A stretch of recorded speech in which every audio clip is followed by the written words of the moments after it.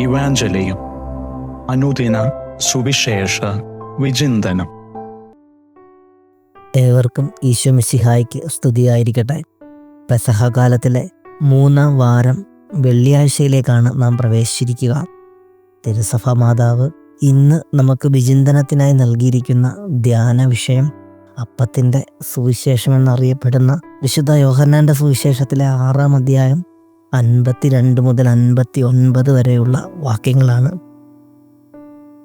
ഈ അധ്യായത്തെ അപ്പത്തിൻ്റെ സുവിശേഷം എന്ന് വിളിക്കാൻ കാരണം മറ്റ് സുവിശേഷകന്മാർ ക്രിസ്തുവിൻ്റെ അന്ത്യത്താഴത്തെയും അതുപോലെ പരിശുദ്ധ കുർബാന സ്ഥാപനത്തെയുമെല്ലാം തങ്ങളുടെ സുവിശേഷങ്ങളിലൂടെ ചൂണ്ടിക്കാണിക്കുമ്പോൾ യോഹന്നാൻ അവ ഒഴിവാക്കി പകരം 6-ാം അധ്യായം മുഴുവൻ നിത്യജീവൻ്റെ അപ്പത്തെക്കുറിച്ച് തന്നെയാണ് സംസാരിക്കുക. ഈ ഒരാഴ്ചക്കാലം മുഴുവനും നാം ധ്യാനിക്കുകയും ഈ ഒരു അധ്യായത്തെ തന്നെയാണ്. എൻ്റെ ശരീരം യഥാർത്ഥ ഭക്ഷണമാണ്, എൻ്റെ രക്തം യഥാർത്ഥ പാനീയവുമാണ് എന്ന് സുവിശേഷത്തിലൂടെ ഇന്ന് ക്രിസ്തു നമ്മെ ഓർമ്മപ്പെടുത്തുന്നു.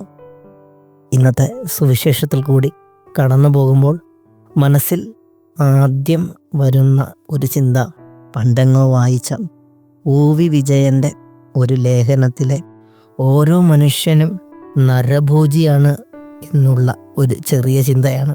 കാരണം ഒരു പുതിയ ജീവൻ അമ്മയുടെ ഉദരത്തിൽ ഒരു കോശമായി ഉരുവിടുന്ന നിമിഷം മുതൽ അത് അമ്മയുടെ ശരീരത്തിലെ ഊർജത്തെ ഭക്ഷിച്ചാണ് വളർന്നു തുടങ്ങുക. പിന്നീട് ഗർഭപാത്രത്തിൽ നിന്നും ഈ ഭൂമിയിലേക്ക് ഒരു കുഞ്ഞ് പിറന്നു വീഴുമ്പോഴും ആ കുഞ്ഞ് വളർന്നു തുടങ്ങുന്നത് അമ്മയുടെ ചോരയാകുന്ന ആ മുലപ്പാൽ വലിച്ചു കുടിച്ചു തന്നെയാണ്.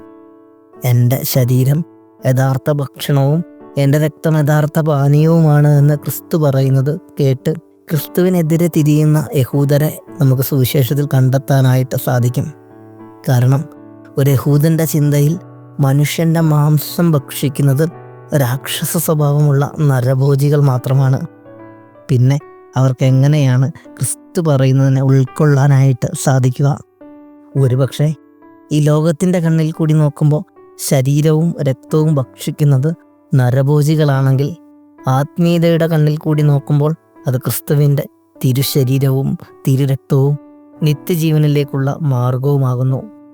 വീണ്ടും നാം പഴയ നിയമത്തിൻ്റെ താളുകളിൽ കൂടി ഒന്ന് കണ്ണോടിക്കുമ്പോൾ എസെക്കിയേൽ പ്രവാചകന്റെ പുസ്തകം 39-ാം അധ്യായം ഇപ്രകാരം മുന്നേ കൂട്ടി പറഞ്ഞു വെച്ചില്ലേ: ഞാൻ നിങ്ങൾക്ക് വേണ്ടി ഒരുക്കിയിരിക്കുന്ന യാഗവിരുന്നിൽ നിങ്ങൾ തൃപ്തി വരുവോളം മേധസ് ഭക്ഷിക്കുകയും മത്തു പിടിക്കുവോളം രക്തം കുടിക്കുകയും ചെയ്യും.